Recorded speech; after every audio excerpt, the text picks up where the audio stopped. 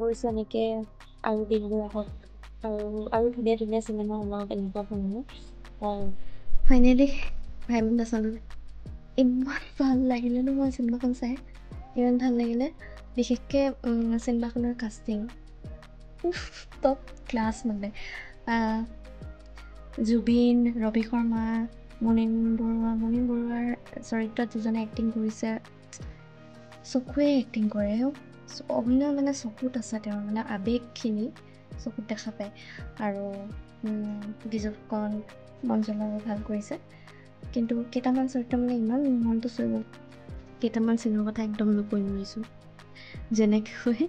ভাইমন দা প্ৰথম প্ৰেম যেতিয়া ৰিজেক্ট হৈছিলে তাৰপিছত তেওঁৰ ৰিয়েকশ্যন কি আছিলে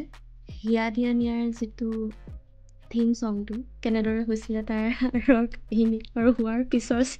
জুবিনৰ মায়াবিনী ৰাতিৰ বুকু কিদৰে হৈছিলে আৰু বহুত কেইটা চিন আছে মানে ইমান বেছি ভাল লাগে নহয় আৰু চিনেমাখন খুব আৱেগ জড়িত চিনেমা খুব ভাল লাগিছে আজি মই সকলোতো ভাইমন দাই দেখিম